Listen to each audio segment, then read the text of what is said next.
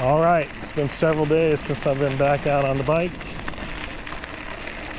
We had a heck of a storm here. I'm talking high winds,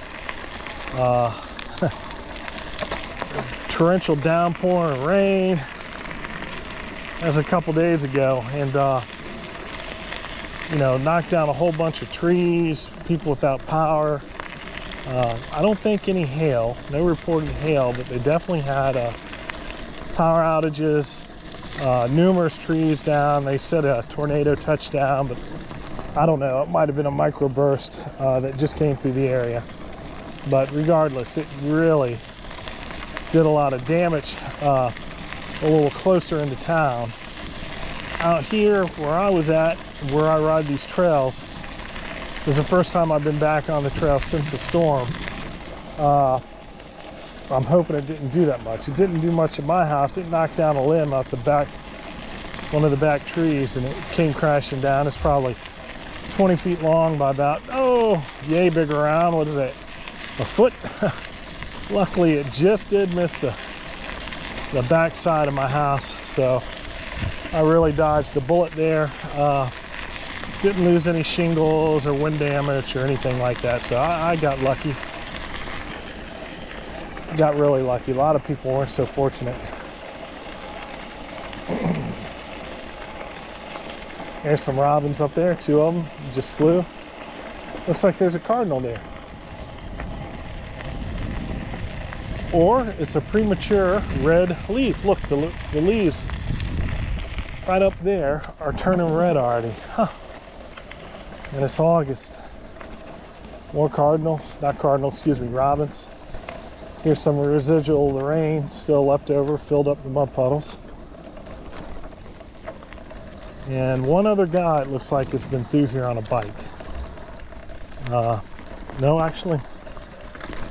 Well, no, those are the workmen.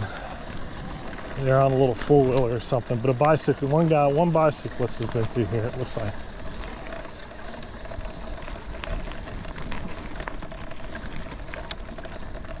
And it is a nice day today.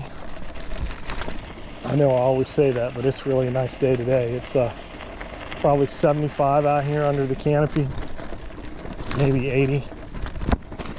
It's overcast. We might get some rain here, but it feels great. Whoa, don't want to go through that mud puddle.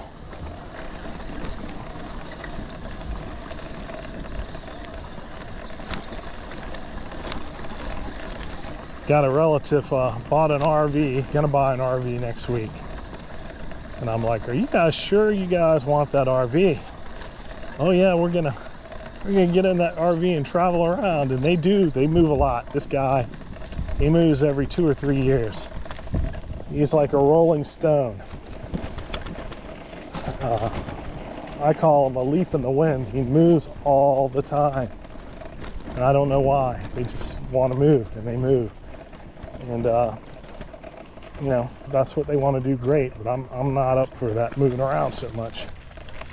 But they bought an RV, so hopefully that'll let them stay in one spot a little longer and just be able to travel around and do what they want. They feel like they want to go someplace, hey, they get in the RV and crank it up and go. I don't think that RV life would be for me, though. It's like you're camping, but you're not really camping. And with the price of gasoline nowadays, I mean, I asked him, I go, what do you think it is a gallon? How many miles per gallon? He goes, 10. That's what the seller's telling me. So he's probably telling them right, because 10's pretty bad. For me, 10 miles a gallon, that is awfully tough pill to swallow.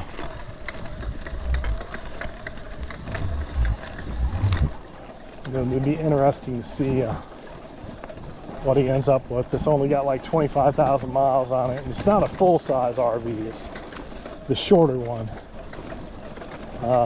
I'm not quite sure how many feet it is. It's not the huge one, though. All the raspberries are gone, pretty much. No more blueberries, raspberries. They're all dried up and gone. Maybe they'll come out a little later this season, but I doubt it.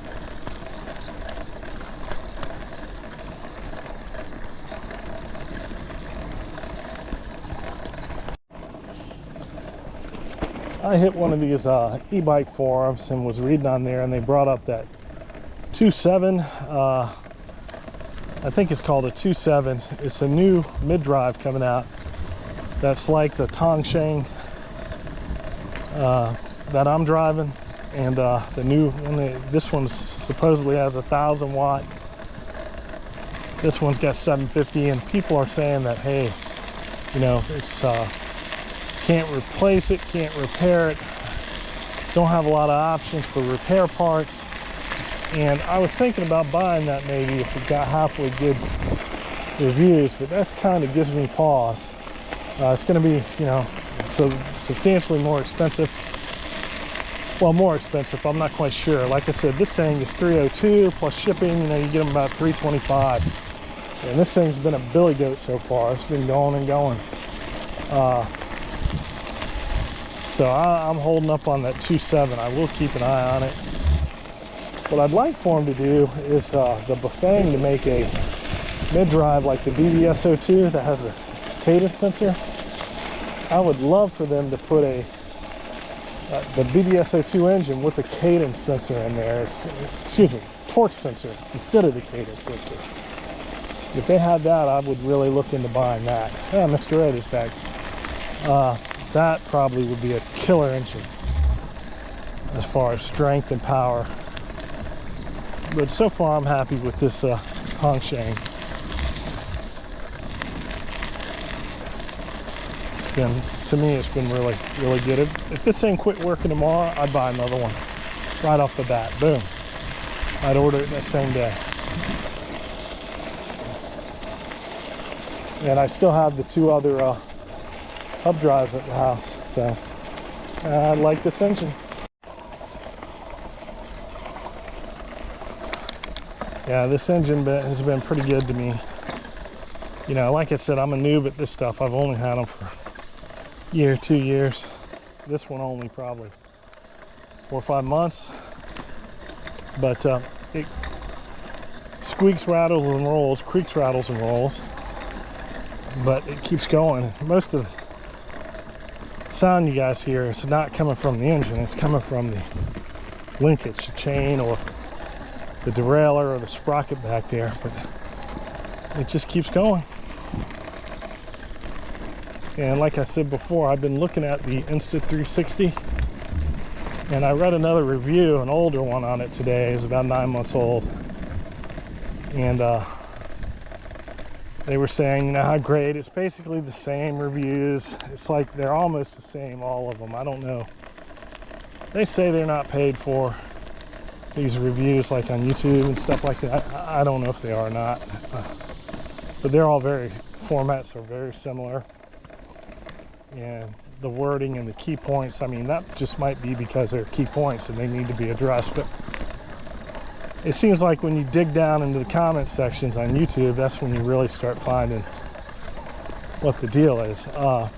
You know, this one reviewer in particular was saying, oh, you know, it's great, it's great, it's great. But this one dude said that in the comment section, said that what he didn't tell you is if you take, I think it's a 30-minute video with the Insta360 X3, that at the end of that 30-minute video, it stops recording. Okay, as soon as I said in the last clip, it stops recording for 15 seconds, this Hero GoPro 11 turned off. Son of a gun. Anyways, turned it back on. The Insta360, you record for 30 minutes. Now, that's just what this guy said. He, you know, I have no reason to doubt him, don't have any reason to believe him, don't even know him. Said that it gives you a 15-second clip pause before it starts the next clip. So you get a 30-minute, and if you're recording for an hour, you get a 30-minute record and 15-second pause, kind of like, I guess, reboots or creates another file. Then you can keep filming. So that's something I did not know. But I think on one of the other forums, somebody else mentioned something very similar to that. So that's kind of leading me to think that that guy's right about that. But, you know, this GoPro 11 right here, Hero 11, just for no reason at all. I mean, it's a cool day. It's not even 80 degrees out here. Just shut down. Beep, beep, beep, beep, and just shut down. And that's a $400, you know, action cam. They came out with the new DJI 4s. They're not out yet, but people have got review samples. But then again, you know, man, the horseflies and mayflies are out pretty good today. They're biting me up. You know, it seems like it's all 100% positive reviews on the DJI 4s. I don't know, maybe they are perfect, but I think everything has a weakness. To some extent, you would think they'd mention it. Some of them do, I guess, do mention it a little, but they've all been overwhelmingly positive, and really the only difference is it's got a bigger sensor and it shoots a little better at night. And there was one other thing that may make it a little better, but it's really not a lot of difference between the DJI 3 or the DJI 4 is what people are saying on the internet. So yeah, we might get some rain here.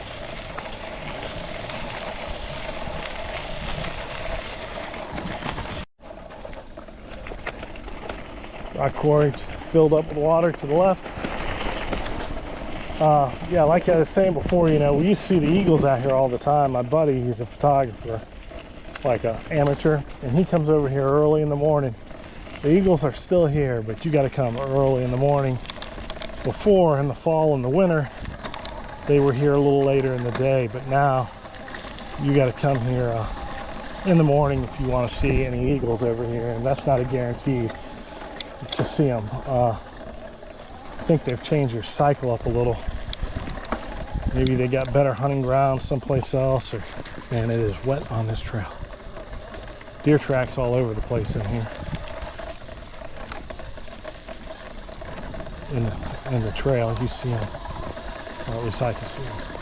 But yeah, they're changing their habit up a little, and you're not seeing them as much. When the day gets shorter as the fall comes, I think we'll have a much better viewing opportunity of seeing some of these things. It's a little cold out here. These people aren't going to want to come into this park as much. There's a deer right there.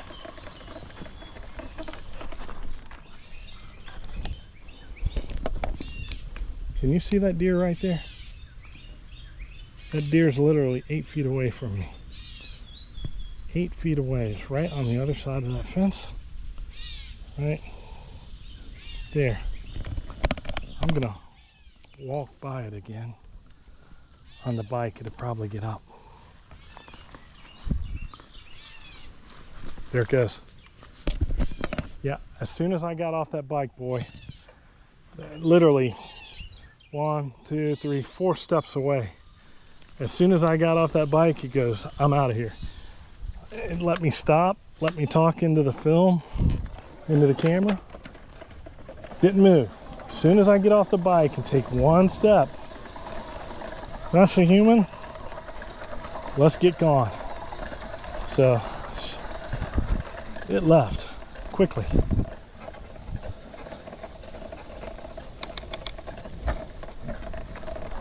Yeah, they jump over these fences. That's nothing for a deer to jump over that fence right there. Just, you know, come up and blink, jump, and right over. Hopefully I got that on film.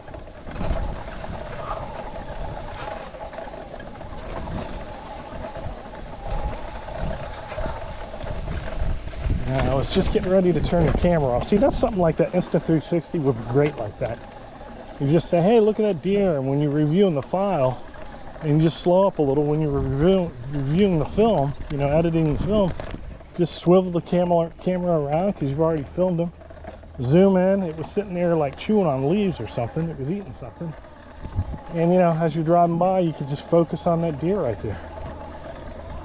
You know, I went by, and by the time I saw him, my brain said, hey, that's a deer. And by the time it said that, because it was so close, who looks that close for a deer? You know, normally you're looking out over here, not right there. My brain said, that's a deer. And I went by it, so I stopped. Could have just kept on going and would have had that deer just sitting there, and then the next time around, if I did another circle, he'd probably still be there. That deer wasn't scared of me at all until I stopped the bike and I actually physically got off the bike with both my feet.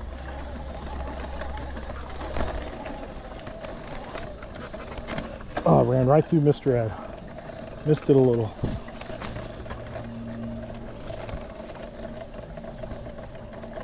Looking off to the right. More stuff.